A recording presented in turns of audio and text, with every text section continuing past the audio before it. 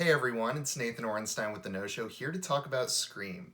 Scream is written by James Vanderbilt and Guy Busick, directed by Matt Bettinelli-Olpin and Tyler Gilllett, and stars Neve Campbell, Courteney Cox, David Arquette, Melissa Barrera, Jenna Ortega, Jack Quaid, Mikey Madison, Jasmin Savoy Brown, Dylan Minnette, Mason Gooding, Sonia Ammar, and Marley Shelton.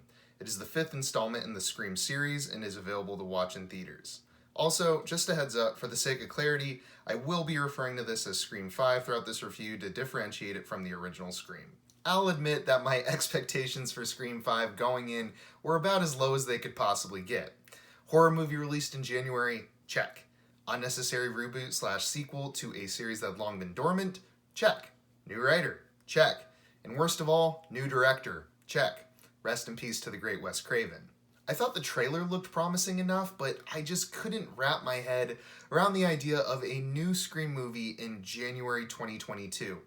I've never been so happy to eat my words though, as Scream 5 is the closest the series has ever come to replicating the magic of the original film. Before we get into this review, I guess I should clarify exactly what this movie is. So the first 4 Scream movies all followed the same story, and Scream 5 is no different. This is a direct sequel to 2011 Scream 4. But I don't think it's essential to watch all 4 of these movies to fully enjoy this one. Yeah, you're probably going to miss a few minor details here and there, but I really don't think it's going to detract too much from your experience if you haven't seen all 4. That being said, I would recommend at least watching the original Scream before seeing this one. For one, it's an amazing horror movie and easily one of the best of the 90s. But in reality, Scream 5 really does refer back to the original one a lot, and I do think you'd be missing out on a pretty sizable chunk of the references and even story beats if you haven't seen that original film first. Despite this, I think Scream 5 would still be a good and enjoyable horror movie on its own. I just wouldn't really recommend experiencing it that way. In summation, Scream 5 is what you could call a requel, something between a reboot and a sequel, something that Scream 5 is happy to tell you about during the movie. With all that precursor out of the way, I can finally talk about what makes Scream 5 such a good movie. The series as a whole has always managed to merge slasher horror, comedy based around meta-commentary, and whodunit mystery in a way that is, usually, quite enjoyable. None of the prior sequels have ever really been able to nail down this 3-way balance as well as the original did, but Scream 5 actually does a damn good job at this.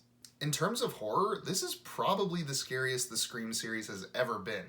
I don't personally find slashers to be that scary, but I will admit that Scream 5 managed to keep me on my toes for really any scene that the Ghostface killer is involved in. I really have to commend the direction here, especially in managing to maintain tension in typically very played out scenarios. Scream 5 is also the first Scream movie that really does not hold back at all when it comes to violence. And there are some honestly pretty gruesome kills here. Overall, Scream 5 is probably the best the series has ever been as a pure horror movie.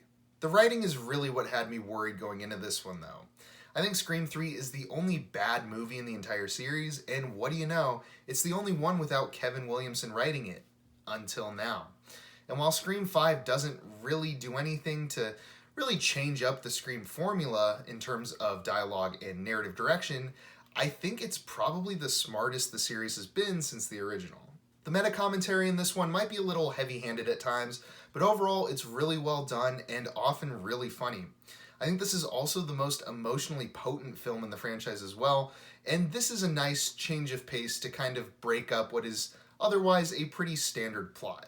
It's bolstered by a generally likable cast of newcomers and legacy characters that offer some pretty solid performances, with the exception of Melissa Barrera as Sam Carpenter, who regrettably turns in a pretty terrible performance as one of the leads.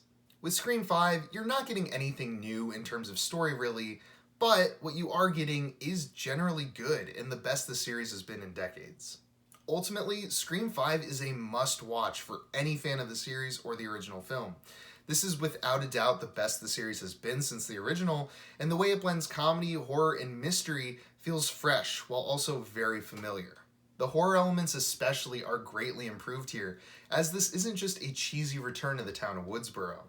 I think that Scream 5 knows exactly what it is, and it capitalizes on that to be probably the best any Scream movie can be at this point in the series' long-running history. I can't express how truly surprised I was by this one, and I highly recommend checking it out even if you were having serious doubts like I was. I'm giving Scream 5 a 7 out of 10. If you enjoyed the review, then feel free to like and subscribe if you're new. And if you've seen Scream 5 already, or any of the other Scream movies, I'd love to hear your thoughts down in the comments below. I've been Nathan Orenstein with The No Show. Thanks for watching.